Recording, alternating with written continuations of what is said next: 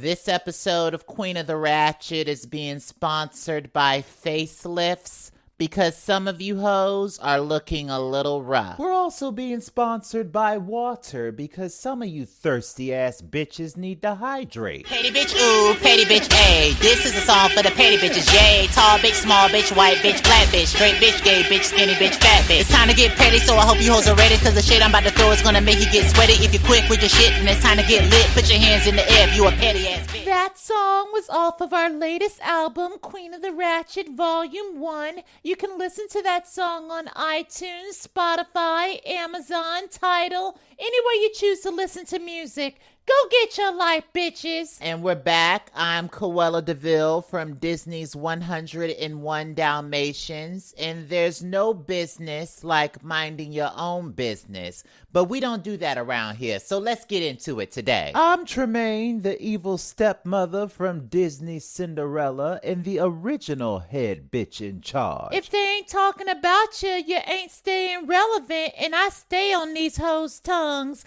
I'm Medusa from Disney's The Rescuers. You know what, Herbie Puss? I'm gonna commend you. It must be exhausting being a delusional bitch. You know what, Tremaine? You're kind of right. It's just as tiring as that cheap-ass wig on your head. You know what, Herbie Puss? The least you could do is try to keep it cute with me. I already have to deal with the fact you smell like rotten pork juice. Look at here, you Elmer Fudd-looking bitch. Don't make me readjust your face with my foot, ho. Don't be mad at me because you smell like expired bacon bits. I keep telling you to wash your funky monkey. Girl, I smell like a freshly baked sugar cookie. I don't know what you talking about. Ain't nothing sweet smelling about you, sourpuss. All I smell is undercooked tilapia. Now shut the fuck up. Why don't you two sardines just fucking get it over with? I can smell the sexual tension all the way over here. I'd rather get gangbanged by the 7 dwarves than ever have sex with that bitch. I wouldn't wish those perverts on my worst enemy.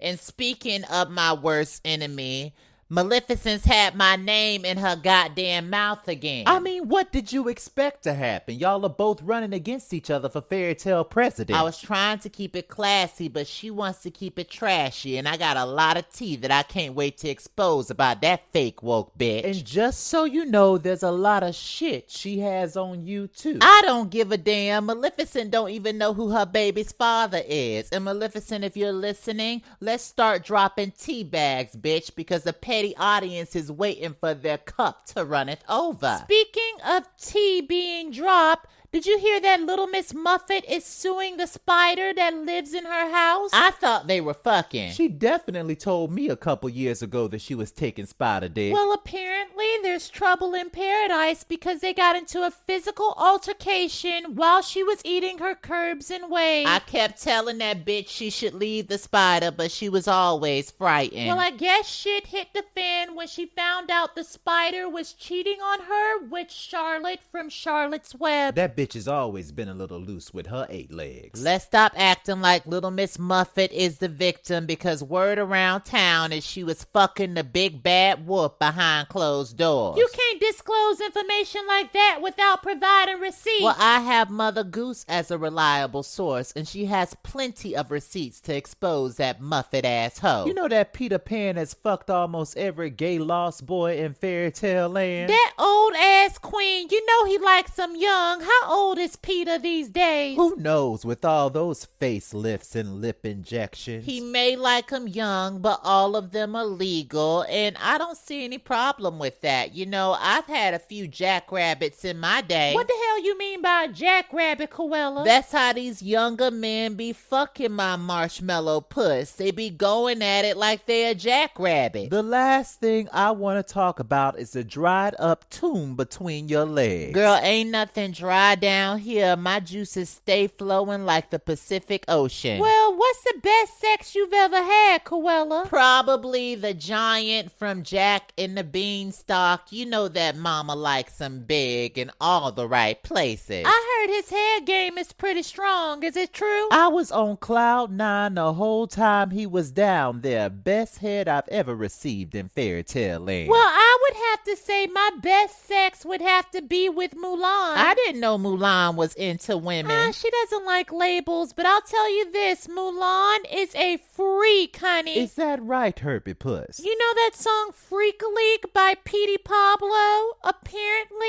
he wrote that thinking about her.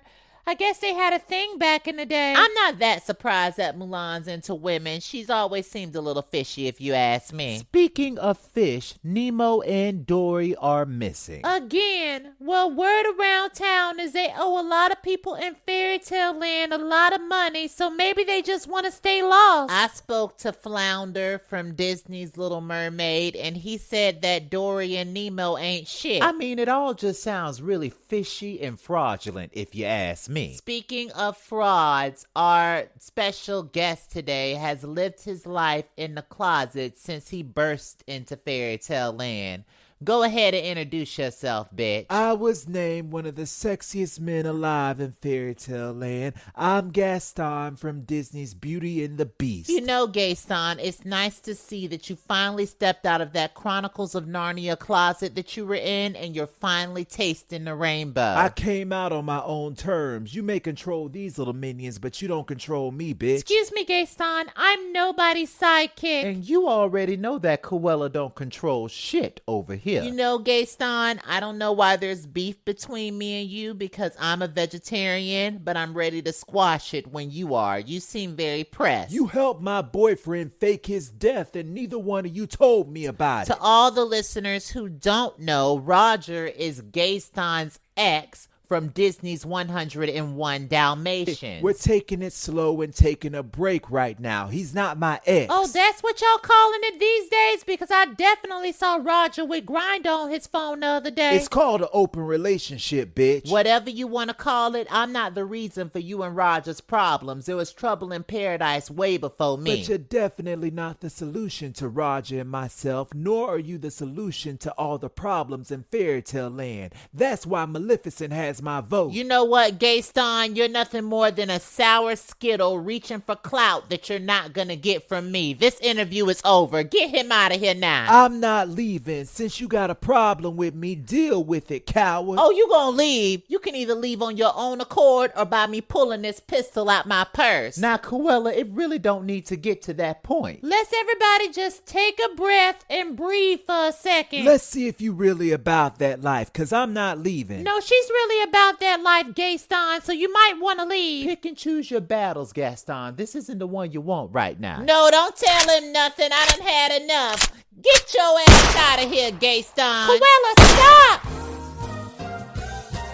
Your man is cheap. So cheap, girl. Your man is No cheap. money for you, girl. Darling, he's a bum. This really is dumb. Take it from me. Bumper can spin a thing. Girl, his credit's really bad. Break up with him, you'll be glad. He has no money. Don't be a dummy. Your man is Your cheap. man is so cheap, man. Me not take it on the eye. That song was one of the many parodies that Queen of the Ratchet has done. You can listen to that song on SoundCloud.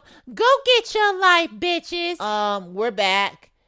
I don't know why anybody in fairy tale land would think that I wasn't about that life, but I could show you any day of the week. I would just like to say to all the listeners that Gaston was taken to the hospital in critical condition because there were several caps popped into his ass, thanks to Cruella. Did you really have to fire shots at him? You know, this is a good lesson to teach everyone. You never know what a person is capable of, so don't test your luck, especially with me. How you gonna be president of fairy tale land when you still popping caps in people's asses? Well, I believe that I have the right to carry just in case a person steps out of line. And this is why Elmer Fudd and Yosemite Sam are running around shooting up fairy tale creatures now. You know, if there was gun control, Bambi's mother would probably still be alive. Ain't nobody taking my pistol out my purse. Now, before we go, is there anything y'all want to leave the petty audience with this week? Chase the money and not the man. Men ain't shit and they never will be. Nobody wants to hear you bitch and nobody likes a quitter. Get your ass up and try again or go a different direction. Here's mine. Not everybody's meant to go to the top with you. Some people are just fine oohing and ahhing in the background. Now, with that being said, make sure you're following everything that's Queen of the Ratchet. See you next time, bitches!